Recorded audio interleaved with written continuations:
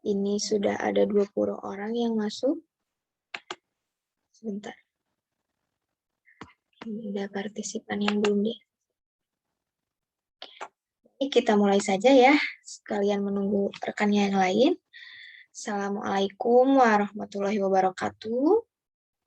Alhamdulillahirrabbilalamin, pada kesempatan kali ini kita dapat bertemu. Mungkin ini adalah pertemuan pertama ya dengan Ibu. Sebelum kita memulai pembelajaran pada hari ini, marilah kita berdoa terlebih dahulu. Berdoa dipersilahkan. Berdoa dicukupkan. Oke, Ibu screen dulu ya. Nah, baik, kita perkenalan terlebih dahulu ya, pertama-tama. Karena Ibu juga belum tahu siapa saja 33 orang di sini. Baik, perkenalkan, nama saya Ismi Irvianti Pratami.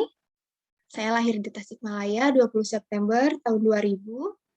Domisili saya ada di Desa Manggung Jaya, Kecamatan Rajapola. Ini ada kontak dan juga email saya ya. Nah, saya akan melaksanakan PLP selama 5 minggu ke depan di SMA 6 Tasikmalaya. Khususnya saya akan mengajar di kelas 12 IPS 2 ya bersama Ibu Robiah. Seperti itu. Nah, mungkin cukup perkenalan dari saya. Sebelumnya, apakah ada yang mau ditanyakan? Tidak, Bu. Iya, siap. Kita lanjut ya. Nah, hari ini kita akan mempelajari mengenai siklus akuntansi pada perusahaan jasa. Di sini sudah ada kompetensi dasarnya, yaitu untuk menganalisis penyusunan siklus akuntansi pada perusahaan jasa, dan ada indikator pencapaian kompetensi. Jadi hari ini kita akan belajar mengenai karakteristik perusahaan jasa, lalu bukti transaksi, aturan debit, kredit, dan aturan saldo normal, dan juga yang terakhir nanti kita akan belajar mengenai penggolongan akun. Adapun tujuan pembelajaran pada pertemuan kali ini adalah siswa mampu mendeskripsikan mengenai karakteristik perusahaan jasa, siswa mampu menjelaskan mengenai transaksi dan juga bukti transaksi, lalu siswa mampu menjelaskan mengenai aturan debit, aturan kredit, dan juga aturan pada saldo normal. Selain itu, siswa mampu menjelaskan mengenai pengertian, penggolongan akun, dan juga jenis akunnya, itu ya, mengenai kajian literatur secara tepat.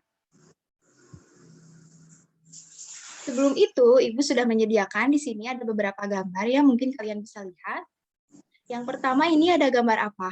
Ada yang tahu? Boleh di-open saja mikrofonnya. Laundry. Ya, betul ya. Yang kedua ini foto apa ini? Barbershop. Pangkas rambut. Ya, selanjutnya ini ada 4 gambar. Ada foto apa lagi? Trailer. Penjahit. Ya, betul. Selanjutnya satu lagi ini ada foto apa? Bengkel. Bengkel. Iya. Jadi keempat foto itu merupakan salah satu jenis dari perusahaan jasa ya. Mungkin masih banyak sekali jenis-jenis perusahaan jasa yang bergerak gitu di sekitar kalian ya. Karakteristik dari perusahaan jasa itu sendiri.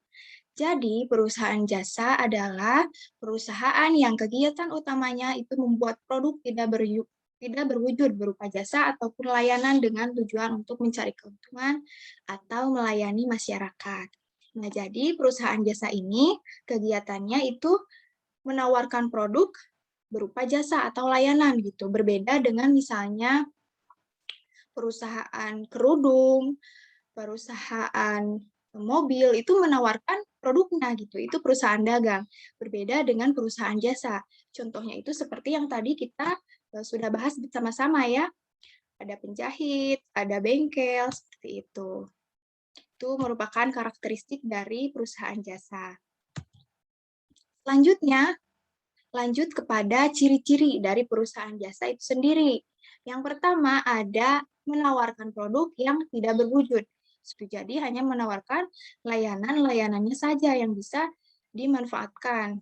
Selanjutnya, yang kedua, standar harga untuk suatu layanan yang ditawarkan perusahaan jasa itu sulit diukur.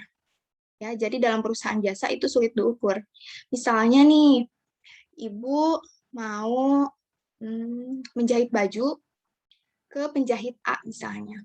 Ketika Ibu menjahit baju, itu harganya berbeda-beda ya. Ada dari mulai 50.000 sampai 100.000. Itu tergantung dengan model dan juga aksesori yang digunakan gitu, seperti itu. Jadi pada perusahaan jasa itu tidak ada harga yang cenderung lebih tetap stabil gitu, seperti itu. Lanjut, nah ini kita beralih kepada siklus akuntansi perusahaan jasa. Ini ada 3 tahap. Yang pertama ada tahap pencatatan, yang kedua tahap pengikhtisaran, dan yang terakhir adalah tahap pembuatan laporan keuangan. Nah, yang akan kita pelajari terlebih dahulu adalah mengenai tahap pencatatan, ya. Nah, menurut pendapat kalian nih, kenapa sih dalam perusahaan jasa itu perlu dilakukan ketiga tahap ini gitu? Kenapa dalam perusahaan jasa ini perlu dilakukannya tahap pencatatan? Ada yang tahu nggak? Ya, ini menurut pendapat kalian saja ya. Boleh di open mic-nya ya. Kenapa gitu perusahaan itu harus melakukan sistem akuntansi yang tahap pencatatan, tahap pengikhtisaran, itu untuk apa? Untuk mencatat setiap transaksi yang terjadi di suatu perusahaan dan supaya tidak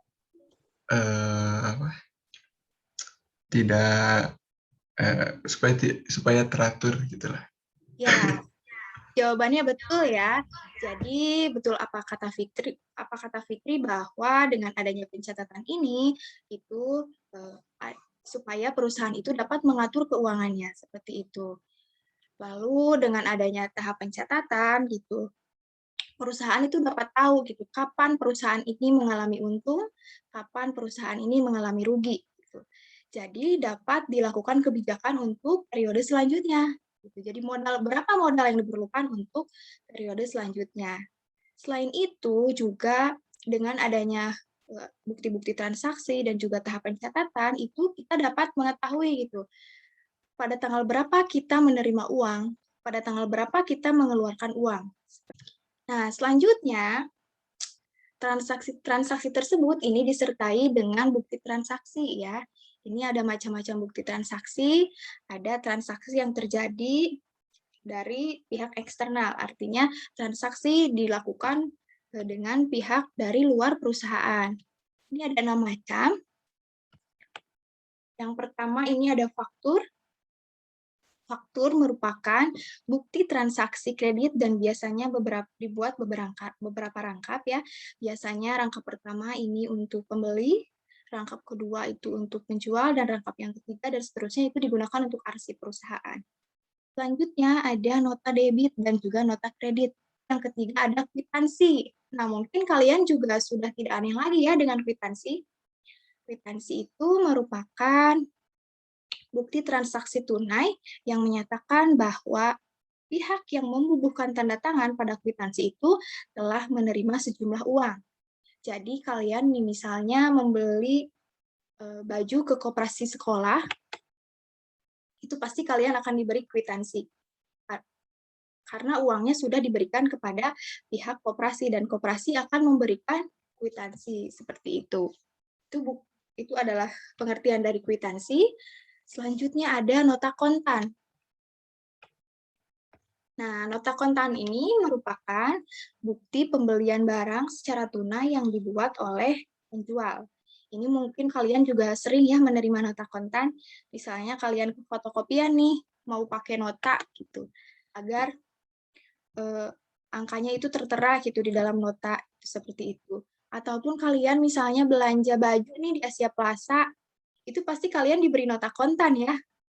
Cek ini merupakan surat perintah yang ditunjukkan kepada bank untuk membayar sejumlah uang kepada orang yang namanya tertera pada cek tersebut. Jadi tidak sembarang orang itu dapat mencairkan cek. Gitu. Yang dapat mencairkannya itu adalah orang yang namanya tertera di dalam cek tersebut. Nah, yang terakhir itu ada biljet giro. Biljet giro ini merupakan surat perintah pemindah bukuan dari nasabah suatu bank kepada bank yang bersangkutan untuk memindahkan sejumlah uang dari rekeningnya ke rekening penerima yang namanya tertera dalam biljet giro. Ini juga sama ya, tidak semua orang bisa menggunakan biljet giro, kecuali orang yang menerimanya itu orang yang tertera namanya di dalam biljet giro. Selanjutnya ini bukti transaksi internal gitu. Ini yang dilakukan di lingkup perusahaan, di dalam perusahaan ya. Yang pertama ini ada memo antar bagian. Bukti transaksi ini dibuat oleh divisi-divisi yang terdapat di dalam perusahaan untuk kepentingan internal, itu seperti itu. Jadi ini digunakan di dalam perusahaan divisi antar divisi ya, seperti misalnya divisi keuangan kepada divisi sarana prasarana gitu. Itu digunakanlah memo antar bagian untuk mencatat setiap transaksi yang terjadi. Pos yang kedua. Ini bukti transaksi yang menunjukkan adanya keputusan pejabat berwenang yang harus segera diselesaikan atau dilaksanakan. Jadi ini adanya perintah dari pejabat yang berwenang ya, misalnya membeli sebuah komputer ataupun untuk membeli peralatan kantor, itu digunakannya memo pos ya. Ya. Selanjutnya, oke, sebelumnya apakah ada yang mau ditanyakan terlebih dahulu atau kita lanjut saja?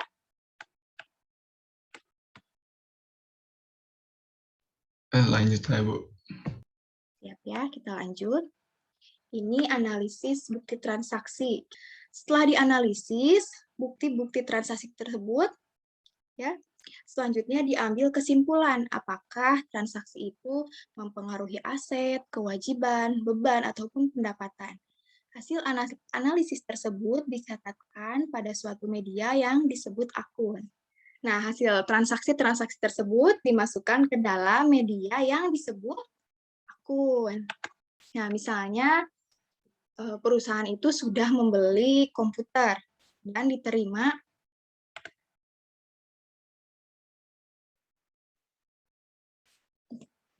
silakan ya yang lagi di toilet, nggak apa-apa.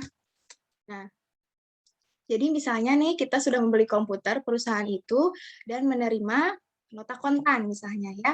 Oleh perusahaan nota tersebut dianalisis dan dianalisis ya apakah nota itu mempengaruhi akun yang mana gitu.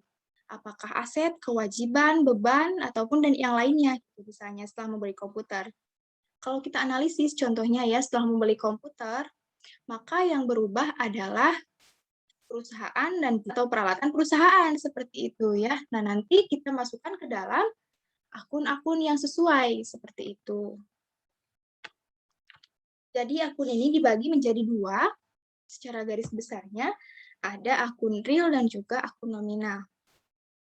Yang disebut akun real merupakan akun yang sesuai dengan keadaan yang sebenarnya. Lalu ada akun nominal. Ini disebut sebagai akun sementara karena pada periode berikutnya ini akan menjadi modal terdiri dari atas pendapatan dan juga beban-beban. Nah, dari kedua akun tersebut, ini dapat dipecah lagi menjadi akun yang lebih kecil. Yang pertama nih, yang termasuk di dalam aset atau harta. Di dalamnya ada aset lancar, seperti kas dan juga piutang ya contohnya. Lalu ada aset tetap, seperti mobil, gedung ya.